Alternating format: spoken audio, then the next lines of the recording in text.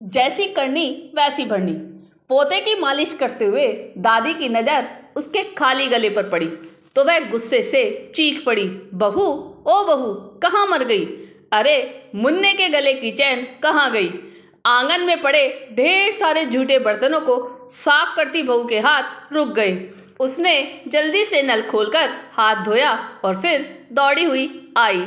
माँ जी, कल मुन्ने के हाथ में फंसकर चैन टूट गई थी। इसके पापा से सुनार के यहाँ भेजकर बनवा दूंगी।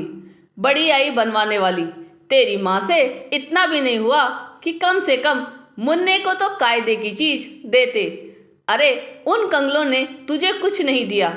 मेरे बेटे और मैंने तो अपने खोटे भाग्य पर संतोष कर लिया, पर यह मुन्ना बड़ा होकर यह भी उन भिखमंगों पर शर्मिंदा होगा।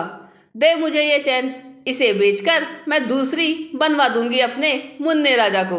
बहू आंचल से खोलकर अपनी सास को चैन दे ही रही थी कि तभी दरवाजे पर जोर की दस्तक हुई। उसने जाकर दरवाज़ा खोला तो अवाक रह गई। सांप ने अपना सूटकेस लिए एकदम फटे हाल उसकी ननद खड़ी हुई थी। ननद ने भाभी को सामने देखा तो लिपट कर फपक पड़ी। भाभी, माँ ने सचिन के जन्म पर जो सामान भेजा है उसे खराब और सस्ता कहकर उन लोगों ने वापस कर दिया है और कहा है कि जब तक मैं बच्चे व उसके पापा के लिए सोने की मोटी चैन, घर के हर सदस्य के लिए 5 जोड़ी कपड़े, बच्चे का पालना आदि, सासू और ननद के लिए डायमंड की अंगूठी और 21 टोकरी फल अपनी माँ से लेकर ना आऊँ, घर वापस ना लौटूं। भाभी, अब तुम ही मेरा सहारा हो। भैया से कहकर तुम ही कुछ कर सकती हो। मुझे मेरे बच्चे से अब तुम ही मिलवा सकती हो। माँ से तो कुछ होने से रहा, अब ननद को वह सांत्वना दे ही रही थी कि तभी सासू माँ एकदम फट पड़ी। हरामजादे, लड़के वाले हैं या लुटेरे?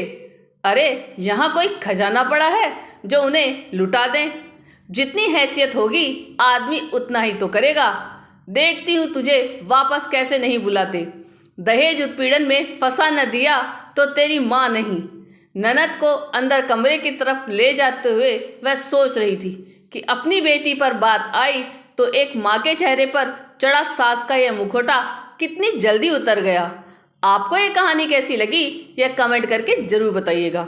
चैनल पे नए हो तो सब्सक्राइब जरूर कीजिएगा और वीडियो को लाइक और शेयर कीजिएगा। धन्यवाद।